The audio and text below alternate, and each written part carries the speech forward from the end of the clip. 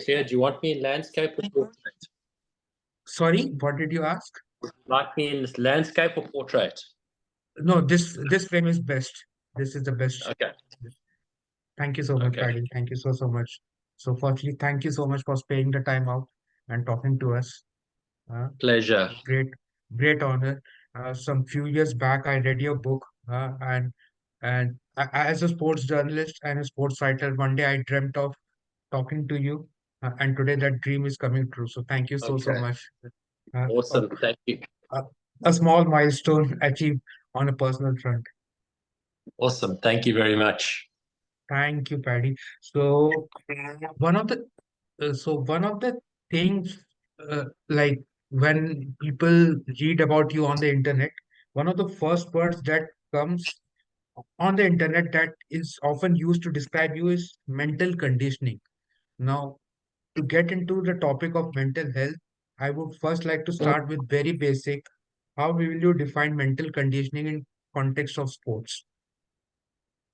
So that's a very good question, Nat. I think obviously the mind is one of the pieces of the equation, along with Mm, skill, physical skill, with the physical fitness, with the mm, planning, with the strategy, with the tactics, etc. I think the unique thing about the mind is that it's involved in and around all of those aspects. So an athlete, for example, can arrive at a final in great shape, with great skill, with great plans. And if their mind happens to falter in those key moments, all of those months and even years of planning and fitness and strategizing can actually fall over in those key moments if the mind isn't keeping all of those things on track and isn't focused on the right things. So it's probably the most intangible, it's the least measurable, it's the least spoken about, it's the least understood aspect of performance, but mm, it's involved in every aspect, even down to when it comes to training. Training is easy enough to do, and we all understand what to eat and how to train. But very often, whether we train and how well we train boils down to attitude. So it's that intangible aspect of performance that is pervasive in all areas of the professional quest. mm. Okay, so mental health is a topic, at least in context of Indian sports, which which we are discussing only very recently. I'm talking about in context of Indian sports. So, but why it is so important to talk about mental health so openly? We have we have our one of our greatest batsmen, Virat Kohli, being one of the greatest advocates of mental health. He never shies away from talking about mental health, and he has been very open about the the times when he has struggled with his mental health issues. And he has famously quoted you that you were the one who helped him out during his tough times, and to cope up with his issues. So, but why talking about mental health in sports is such an important thing and such a crucial aspect of Yeah, succeeding in I think sports? I think it's so important. Well, number one, it is such an important facet of sport. It's an important facet of business and life, mental health. But the Mm, thing is, number one, it's the least measurable and probably the most intangible aspect of performance, number one. And for some reason, it's been stigmatized as someone who's struggling with mental health or has got doubts or insecurities or fears or vulnerabilities or negative thoughts. For some strange reason, and that's an entirely new conversation, it's perceived as a weakness to have any of those things, which is somehow quite bizarre, because those are completely normal human experiences that every single one of us has. But for some reason, as I said, it's been stigmatized, where when someone gets injured, it's for 15, 20 years ago, it was okay to say someone's pulled a hamstring, or they've gone down with flu, or they've got pneumonia, or they've got some illness. mm, That's completely okay, because that's acceptable, because it's realized that all humans get injured and get sick. But for some reason, we also have, every one of us has negative doubts, fears, pressures, anxieties, when we feel overwhelmed because there's so much on our plate, or we feel stuck, or whatever it might be. That's perfectly normal. Every human experiences it, but for some reason has not been spoken about. And why is not that important? I think the fact that it is being spoken about more, and the fact that you can pull a hamstring, you can get a cold, or you can have some mental pressure, And all of those are quite normal and okay. And one must just, take our hats off to someone like Virat Kohli, who has the courage, number one, but I guess he's also got the standing to be able to be secure enough with his position within the team and with a game of cricket, that his security enables him to then have the courage to say, something's not quite working for me, and I think it could work better. And someone needs to hand it to him for saying that, because what I can say, again, I want to reiterate that I've never worked with an athlete in my life who doesn't have some form of insecurity or doubt or negative thinking or fear, or have some experience pressure around the high moments. It's perfectly normal. It's okay to have that. And what these athletes do that's different to other people is they don't have different experiences. They just manage those experiences better and differently, so they still maintain control of their performance, despite having those things going on in the background, like music going on in the background of a restaurant. It's still there. We don't turn the music off, but we focus on the conversation we're having and the meal that we're eating. It's the same with athletes. The doubts, the negativity, the mental issues, they're still there, but athletes are able still to focus on training, focus on preparing, and focus on performing. They can fade those into the background. And then when they walk away from the training area or the playing ground, then they can have conversations around that with people like myself to help make sense of it, navigate it, and, and as Virat said, to gain some perspective around these things, not make them go away, gain perspective around them within the context of life and sport. Okay, so in your book, you have talked extensively about failures and losses. Not many people, when they write books, they focus a lot on success, but you have gone the other way. You have dwelled extensively on losses and how to cope up with failure. So what made you to discuss losses and failures so extensively in your book? So I'm a big proponent on keeping things real. And the reality is we all lose. We all don't want to lose. And most of us don't feel good when we do lose. So that is part of a reality of life, is losing. And if we're not addressing and having conversations about losing, then we're not being real. We're not being honest with ourselves, and we're trying to have our head in the clouds to only talk about success and deal with success and chase success. So I think one of the things that popular psychology and in the past has done is it's made negative thoughts and doubts and insecurities and vulnerabilities. It's made that bad, and we're told to only think positive thoughts and don't think negative thoughts. I don't think that's very realistic. I actually think that's a load of rubbish. And I think what we need to do is keep things more real and not necessarily listen to the proponents of popular psychology and positives, and just always be positive and never be negative. And people like out there, David Goggins, who's got such a following around staying mentally hard, and it's very entertaining, but it's not very realistic, and it borders on nonsense. So let's keep it real. Let's talk about failure as much as we talk about success, and both of them are great learning opportunities, one as good as the other. Okay, so now the uh, the fitness standards that were 20 years ago don't apply to the modern day athletes. Yes. Similarly, the mental health issues that were 20 years ago now are not the kind of mental health challenges that a modern day athlete faces these days. So, in Yes. your body of work, in your experiences, what are the kind of mental health challenges that a modern day athlete faces? Okay, so the main one, and that's a very good point you make there, is the main difference between 20 years ago and today is the amount of eyes and scrutiny on the players, largely because of social media. So there's a lot more voices, there's a lot more criticism, there's a lot more negativity, there's a lot more exposure that players are needing to deal with today than yesterday. That's the one big difference. And the other big difference is the volume of cricket or sport, which means also translates to the amount of time away from home, particularly people with young families. It's an inordinate amount of time from home. A cricketer will spend upwards of 11 months of the year sleeping in a different bed to his own. So And the pressure there, that doesn't mean there's going to be more pressure on players just because there's more social media and more time away from home. The players who really have the most pressure are those players who are most influenced by things outside of themselves and outside of their control.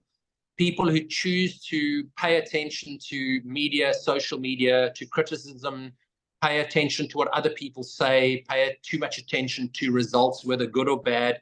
They are placing the power and their happiness and their well-being into sources outside of themselves, like compliments versus criticism or success versus failure. And when we place our well-being in a source outside of ourselves, we put ourselves up at quite a lot of risk of going on an mental and emotional roller coaster.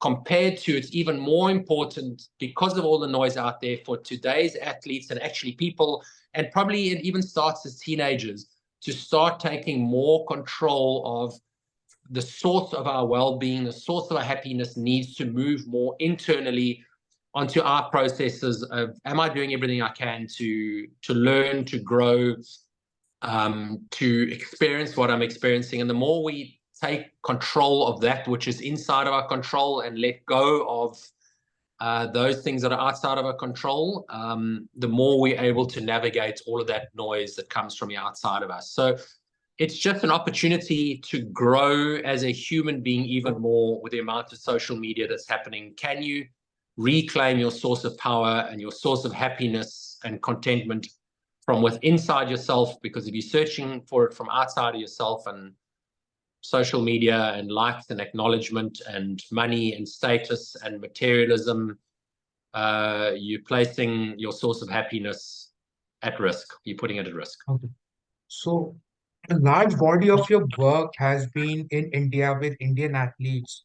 Okay, Yes, so you would have realized that most of the Indian athletes, they come from a very humble background, and till yes. the time they make big, and that is only a very small percentage of the amount of athletes that India keep on generating. So the thing is, mental health becomes uh, it is still inaccessible to large chunk of those Indian athletes. So, from your understanding and you being an expert of this subject, what can be done to make mental health more accessible and more relatable to this large chunk of Indian athletes? Because they keep on struggling and we keep on talking, but still, the mental health mental health aid never reaches to the athletes where it is actually required. So, in a way, I would beg to disagree that a lot of the most valuable mental health tools, we all know them already. So to use Okay. an analogy, we all know, or most of us Mm, know, what foods to eat and what foods not to eat to create health versus ill health. And yet we mm, still go and eat all the junk food and create ill health, and we poison ourselves with what we put in our mouth. This not similar with mental health. We understand, particularly in Indian context, there has been ancient understanding of breath work, of yoga, of being present, of being still, of gratitude. All of the things, so many of the things that spirituality teaches us is about finding a source of power from within, finding a peacefulness, finding a calmness, becoming fully present, and using various skills to be as present as possible. And it doesn't mean being fully present all the time. We will all be distracted, but it's about being able to recognize, have awareness of the distraction, my mind going to the past, my mind going to the future, and practicing refocusing back into the present. Now, that is a universal skill that has been around for centuries through many of the ancient wisdoms in India, and there's probably more access to those wisdoms in India than there is in the West that doesn't have those traditions. And it's really just paying attention to the universal wisdoms that have always been around, number one. So the access is there, the tools are there. We just got distracted by too many of the modern day things. And the other thing, and maybe it's a bit controversial, that I certainly come across a lot is, as I said, we want people to take more responsibility for their own lives, for their own mental game, their own physical game, their own skill. But in India, one of the things that is changing, and it will change going to the future, that's undeniable, is to stop placing so much power outside of ourselves. So children these days still are, they are forced to listen to their parents' wisdom far too often, far too much, where there is good information on ChatGPT and out there on social media. There's misinformation, but there's also far superior information to living life than what any parent has. But there's still too many parents who are too dictatorial and try and mold their kids in the shape of their parents. There's too many coaches who are still dictators and are instructors and authoritarians and try and dictate and tell their players how to play and how to think and what to do.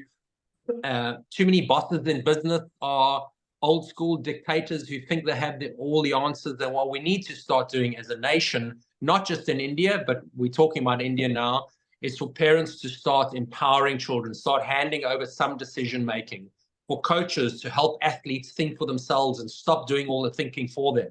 And for in the business context, for bosses to start trusting people, empowering people, enabling people, and to be less dictatorial.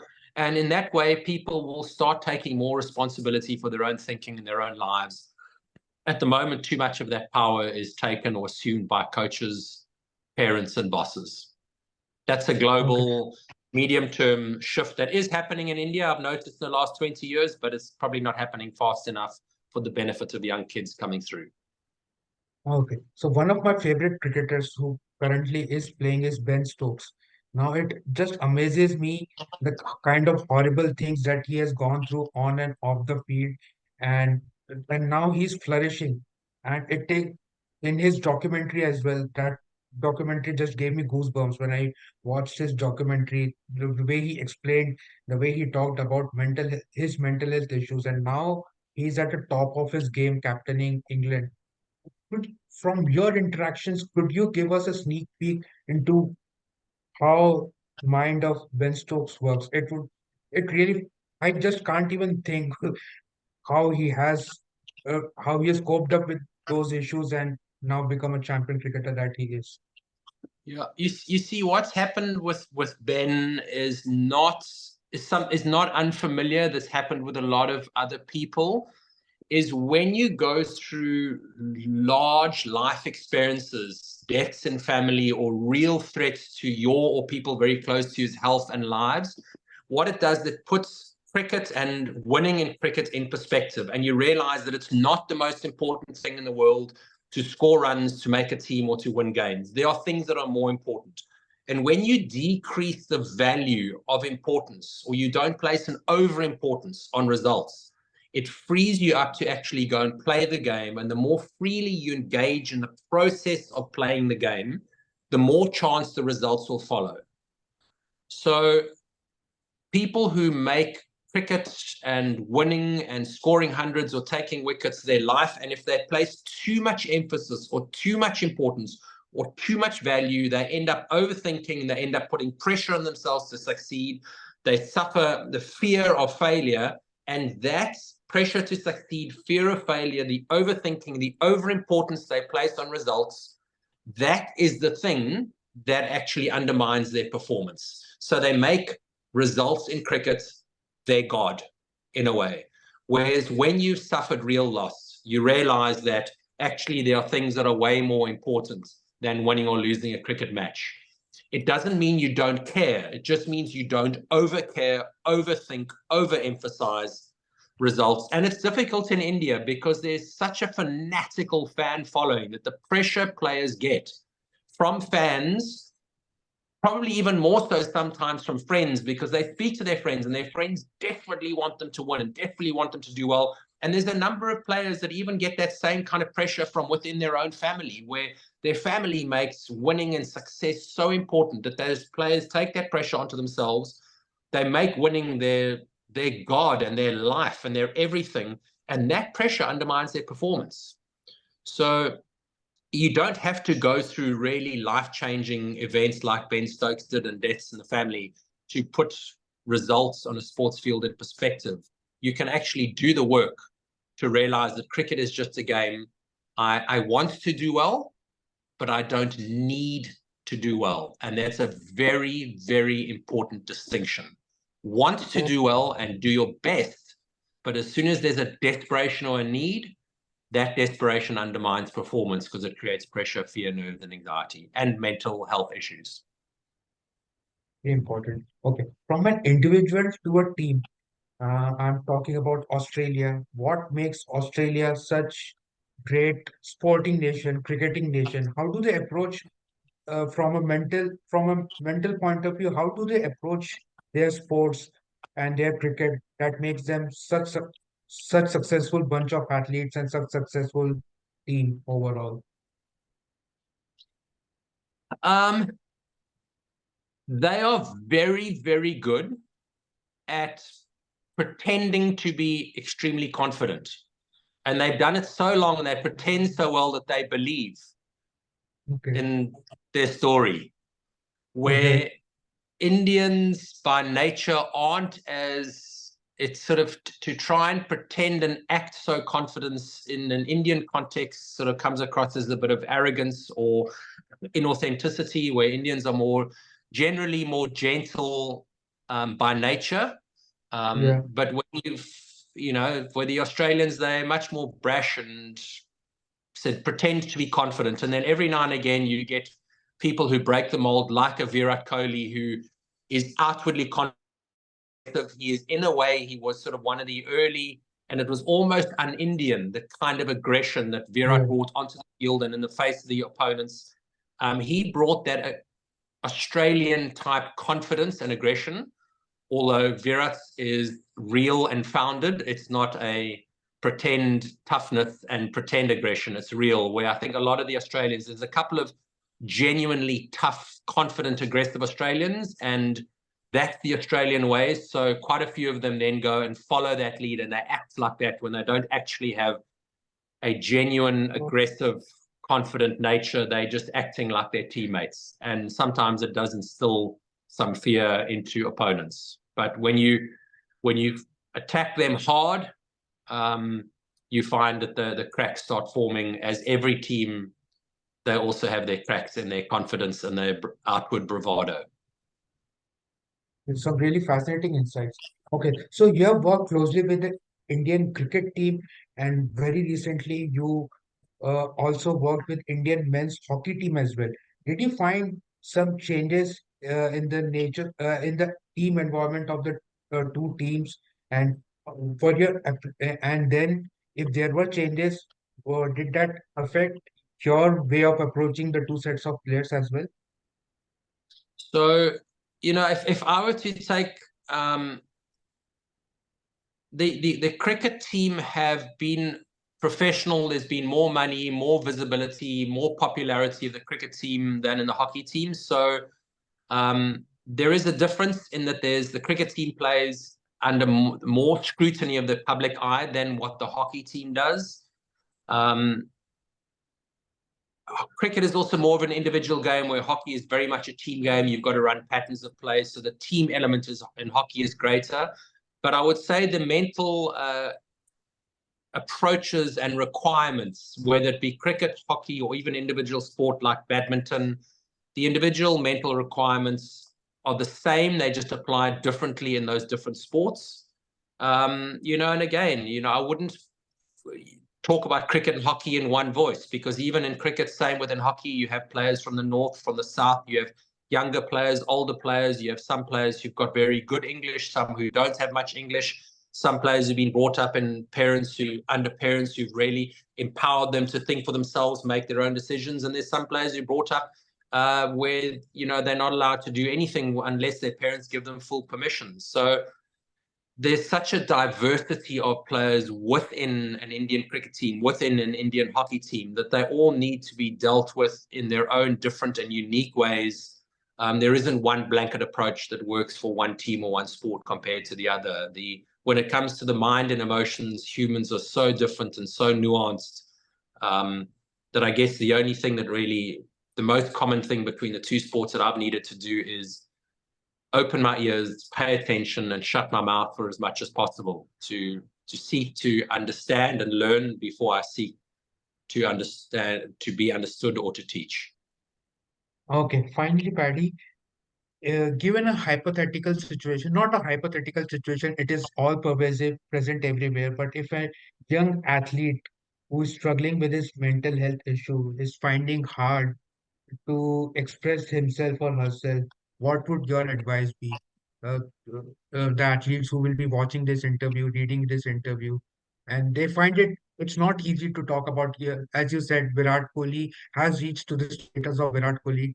Only then he is able to express his concerns mentally, but not everyone can. So, what would your advice be for athletes who are struggling with their mental health issues? That's a very good question. And I would say probably the first and most important thing that comes to me right now when you ask the question is to those people who might be struggling, is to know that you are not alone. You are not unique in your struggles.